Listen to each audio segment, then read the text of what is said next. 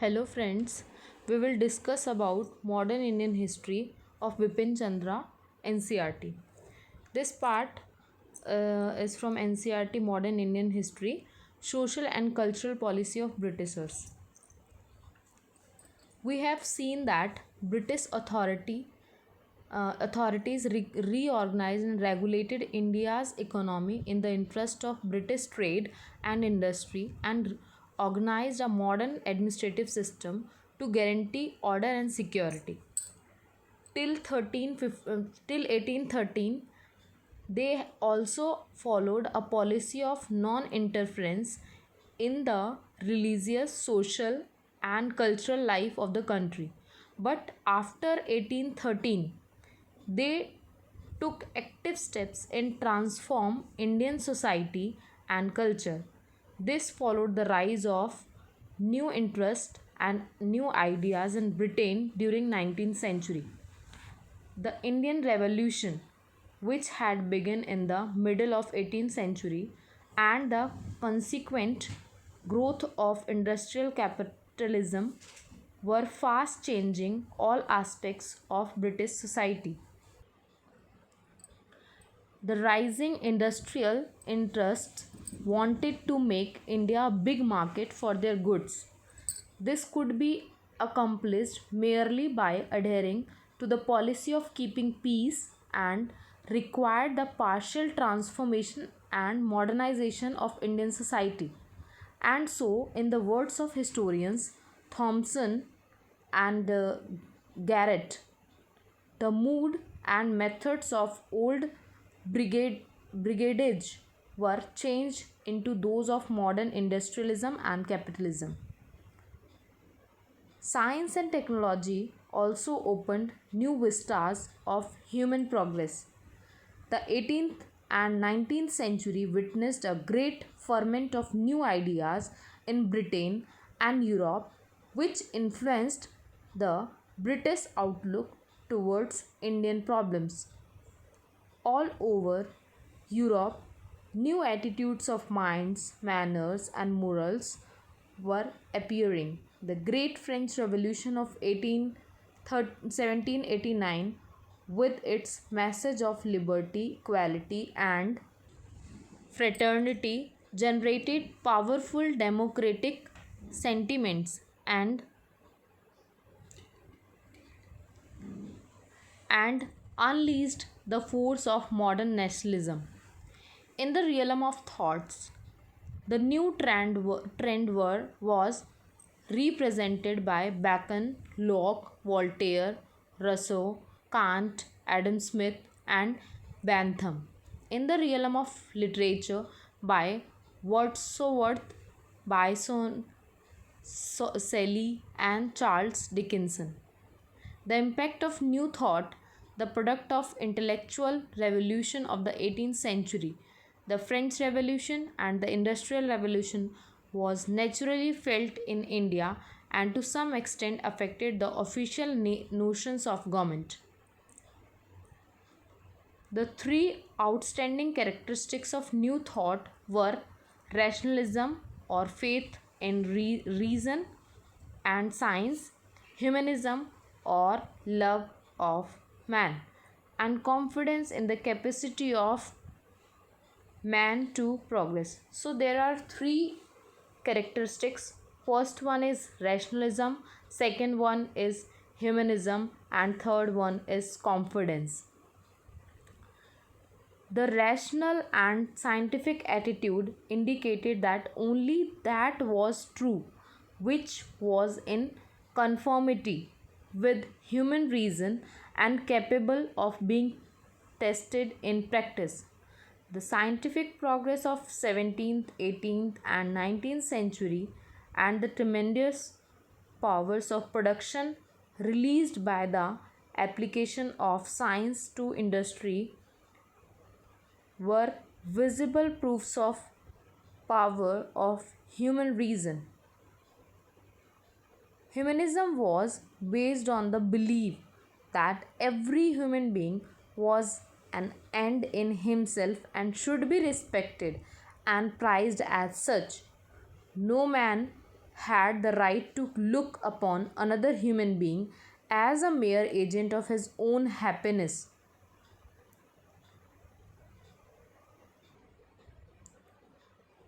The humanistic outlook gave birth to the doctrines of individualism, liberalism, and socialism. According to the doctrine of progress, all scientists must change with time. Nothing was or could be static. Moreover, man had the capacity to remodel nature and society on rational and just lines. The new currents of thought in Europe come into conflict with the old outlook and produce a class of attitude among those who determine Indian policy or run the Indian administration. The older attitude, known as the conservation or conservative or traditional attitude, was that of making as few changes in India as possible. The early representatives of this attitude were the Warren Hastings and Edmund Burke, the famous writer and parliamentarian, and the later ones was were the famous officials Munro, Malcolm, Elphinstone, and Metcalfe. The conservatives maintained that Indian civilization was different from European civilization but was not necessarily inferior to it. Many of them respected and admired Indian philosophy and culture, realizing that it might be necessary to introduce some Western ideas and practices.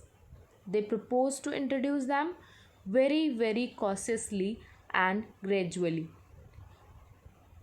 favoring social stability above all. They opposed any program of rapid change, sweeping or hasty innovations they felt would produce a violent reaction in the country. The conservative outlook remained influential in England as well as in India up to the very end of the British rule. In fact, the majority of British officials in India were generally of conservative persuasion. So basically we can say that British officials in India were generally conservative of mind. By 1800, the conservative attitude was fast giving way to a new attitude which was sharply critical of Indian society and culture. Indian civilization was condemned as static. It was looked down upon with contentment. Indian customs were considered uncivilized. Indian institutions corrupt and decadent, and Indian thought narrow and unscientific. This critical approach was used by most of the officials and writers and statesmen of Britain to justify political and economic enslavement of India and to proclaim this that it was incapable of improvement and must therefore remain permanently under British tutelage. However, a few Englishmen, known as radicals, went beyond this narrow criticism. Imperialistic outlook and applied the advanced humanistic and rational thought of West to the Indian situation as they saw it. The doctrine of reason led them to believe that India need not always be a fallen country for all societies had the capacity to improve by following the dictates of reason and science. The doctrine of humanism led them to desire the improvement of Indian people. The doctrine of progress led them to the conviction that Indians were bound to improve. And so, radicals, though few but representing the better elements of British society, desired to make India a part of modern progressive world of science and humanism. To them, the answer to India's ills appearing to lie in the introduction of modern Western science, philosophy, and literature. In fact, in all out and rapid change in rapid change along modern lines. Some of the officials who come to India in the 1820s and after were deeply influenced by a radical outlook. We must, however, be emphasized at this stage that such honest and philanthropist Englishmen were few and that they influenced their influence was never decisive so far as the British administration of India was concerned. The ruling elements in British Indian administration continue to be imperialistic and exploitable. They would accept new ideas and adopt reformist measures only if and to extent that they did not come into conflict with commercial interest and profit motives and enabled economic penetration of India and the consolidation of British rule. Modernization of India had to occur within the broad limits imposed by the needs of easier and more thorough exploitation of its resources. Thus, modernization of India was accepted by many English officials, businessmen, and statesmen because it was expected to make Indians better customers for British goods and reconcile them to the alien rules. In fact, many of the radicals themselves no longer remained true to their own beliefs when they discussed Indian policy. Sorry. Instead of working for a democratic government as they did in Britain, they demanded a more authoritarian regime, described by them as paternalistic. In this respect, they were at one with the conservatives, who too were ardent champions of the paternalism, which would treat the Indian people as children and keep them out of the administration.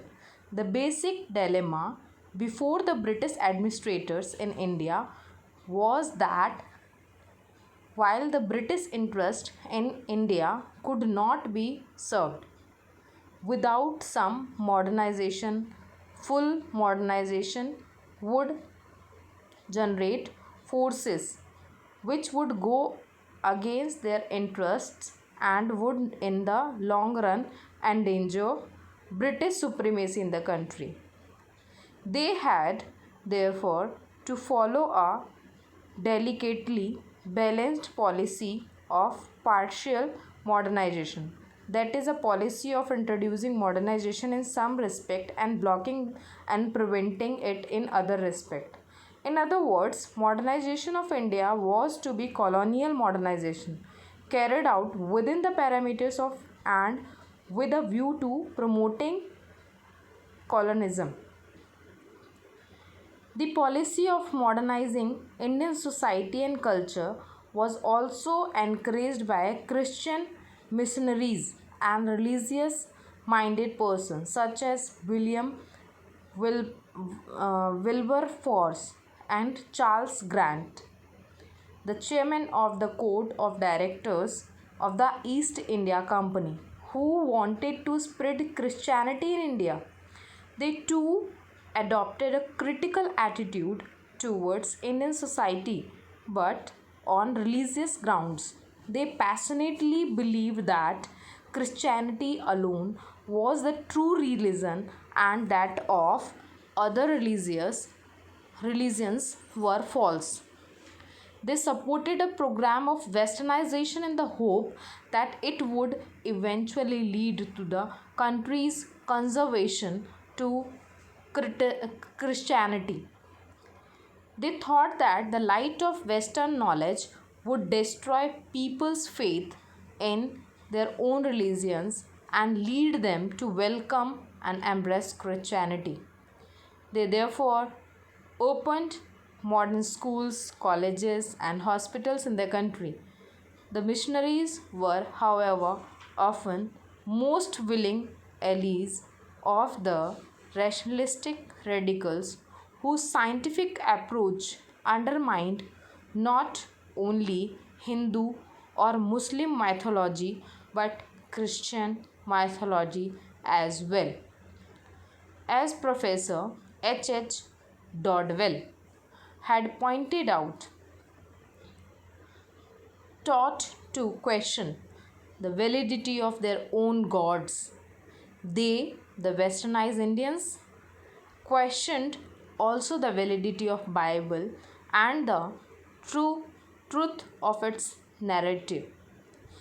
The missionaries also supported an paternalistic imperialistic policies since they looked upon law and order and British supremacy as essential for their work of religious propaganda. They also sought the support of British merchants and manufacturers by holding out the hope that Christian converts would be better customers for their goods.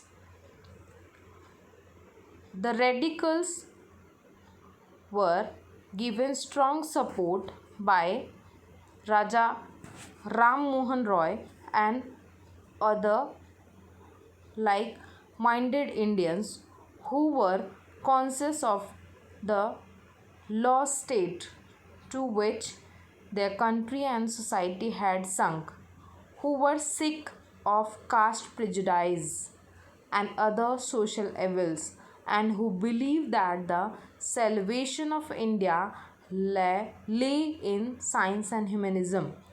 We will discuss the outlook and activities of these Indians at strength in the next chapter. Other reasons why the government of India followed a policy of cautious and gradual innovation and not of all out modernization were continuous prevalence of the conservative outlook among the British officials in India and the belief that interference in their religious beliefs and social customs might produce a revolutionary reactions among the Indian people. Even the most ardent radicals paid heed to this warning, for along with the other members of British government governing classes, they too desired most of all the safety and perpetuation of British rule in India. Every other consideration was of secondary importance. As a matter of fact, the policy of hesitant and weak modernization was gradual abandoned after 1858. I repeat, after 1858, as Indians proved apt pupils, shifted rapidly towards modernization of their society and assertion of their culture and demanded to be ruled in accordance with the modern principles of liberty, equality, and nationality. The British, interestingly, withdrew their support from the reformers and gradually come to side with the socially orthodox and conservative elements of the society. They also encouraged casteism and communalism.